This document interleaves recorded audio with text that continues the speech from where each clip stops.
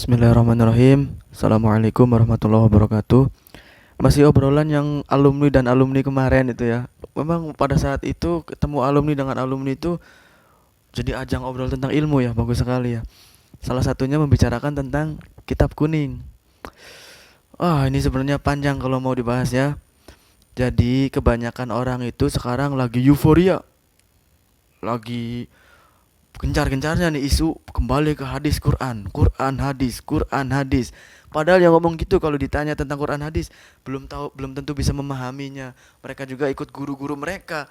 Coba bilang kembali Quran hadis, tapi mereka juga ikut pendapat guru mereka. Ya bukan ke Quran hadis, tapi ke guru mereka. Jadi sangat aneh lah. Jadi kawan-kawan, teman-teman, sahabat-sahabat semua perlu diperhatikan bahwasanya kitab kuning itu adalah hasil racikan yang sudah jadi dari Quran dan hadis. Ibarat kata Quran hadis itu kan bahan nih, bahan-bahan masakan Quran dan hadis. Diracik sama ulama-ulama yang sudah terakui mujtahid, Imam Syafi'i, ulama-ulama besar. Diracik, jadilah kitab-kitab kuning tuh, kitab-kitab kecil tentang fikih, tentang tauhid. Itu kalau zaman sekarang cari meracik itu susah. Kita udah enak tinggal makan nih, udah ada nasi goreng jadi, kita mau bahan-bahannya kita bikin sendiri, belum tentu kita bisa bikin sendiri. Coba kembali Quran hadis, kamu paham hadis, tahu maksudnya Nabi waktu itu ngomongnya seperti apa? Tahu nggak tahu. Quran ini maksudnya gini kata siapa? Nggak tahu. Itu kan sangat lucu. Jadi tolonglah, bukan berarti kita yang apa ya, yang ngomong gini nih, bukan berarti yang ngomong gini tuh bukan berarti wah berarti anti Quran hadis. Enggak, kita kembali ke Quran hadis sama, tapi kita melalui jalur ulama, dari ulama sampai ke kanjeng Nabi. Kalau di kitab kuning itu kan metodenya talaki. Talaki itu dari guru ke guru ke guru ke guru ke guru sampai ke kanjeng Nabi. Rata-rata pengarang kitab kuning itu kan nyambung gurunya, guru sampai ke kanjeng Nabi. Nah, kita ikut terus tuh.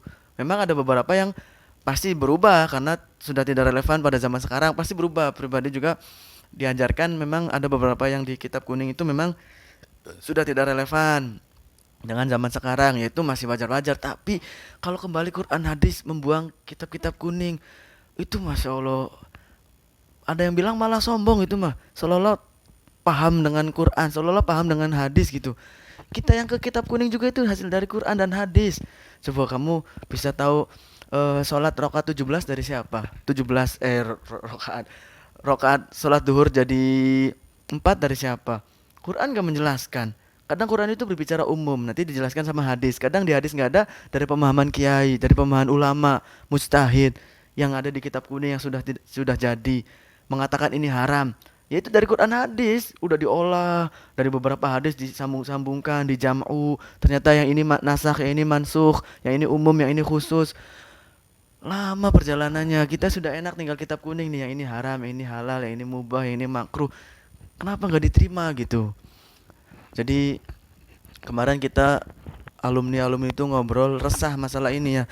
Banyak zaman-zaman sekarang itu kaum-kaum hijrah yang mengatakan Quran hadis, nggak percaya sama kitab kuning. Padahal kitab kuning itu ibarat nasi goreng, udah jadi kita makan. Ya nasi goreng itu ya dari bahan-bahannya Quran hadis, sama aja sebenarnya. Mereka itu Quran hadis kayak yang paham aja gitu, padahal nggak paham. Mereka juga ikut guru. Bilang ke kita jangan ikut Imam Syafi'i. Imam Syafi'i itu manusia biasa. Imam Syafi'i itu bisa salah. Tapi mereka juga ikut guru. Sama aja ya, lebih baik Imam Syafi'i daripada guru mereka secara kasat mata ya. Bukan berarti merendahkan satu sama lainnya, enggak. Tapi Imam Syafi'i udah jelas ilmunya diakui mujtahid, kitab-kitabnya luar biasa, ilmunya luar biasa, keahliannya. Sama aja ikut guru ya, mending ikut Imam Syafi'i. Nah, kita juga memahami Imam Syafi'i harus dari guru. Makanya ada ulama yang terkenal, Gus Baha, pernah bilang perlu kita membaca kitab-kitab yang karangan ulama sekarang. Karena udah beda zaman. Jadi sampai zaman kapanpun kesananya terus-terusan pasti ada ulama-ulama yang menciptakan karangan-karangan. Misalkan ada Habib Muhammad Al-Maliki yang almarhum terkenal tuh, Said Muhammad Al-Maliki di Mekah. Itu banyak karangan-karangannya tuh. Ya nggak jauh tauhid, fikih, tapi di apa ya? Diolah lagi jadi pemahaman yang sesuai zaman sekarang. Jadi untuk memahami kitab kuning juga perlu bantuan guru, dari guru ke guru ke guru sampai ke pengarang kitabnya. Jadi gak sembarangan ilmu itu, ada sanadnya jelas. Kalau Quran hadis coba orang-orang awam sekarang bebas baca Quran terjemah lalu memahami sendiri. Ya bukan bukan berpegang teguh terhadap Quran, tapi berpegang teguh terhadap pemikirannya dia terhadap Quran, pemahaman dia terhadap Quran, bukan terhadap Qurannya. Karena Quran itu sesungguhnya nggak ada yang tahu loh, apa yang dimaksud Allah tuh nggak ada yang tahu kecuali kanjeng Nabi. Makanya dari kanjeng Nabi turun ke guru-guru sampai ke sekarang. Makanya sanad itu jadi penting. Tanpa sanad itu rusak ilmu itu. Bebas orang menginterpretasikan Al-Quran. Nah, itulah pokoknya panjang, kalau bahas ini panjang ya. Yang jelas kemarin alumni itu membahas tentang itu sangat rame lah, sangat enak di dalam keadaan itu ya. Jadi ya pokoknya pribadi bukan ahli, hanya menyampaikan aja, hanya merangsang aja ini.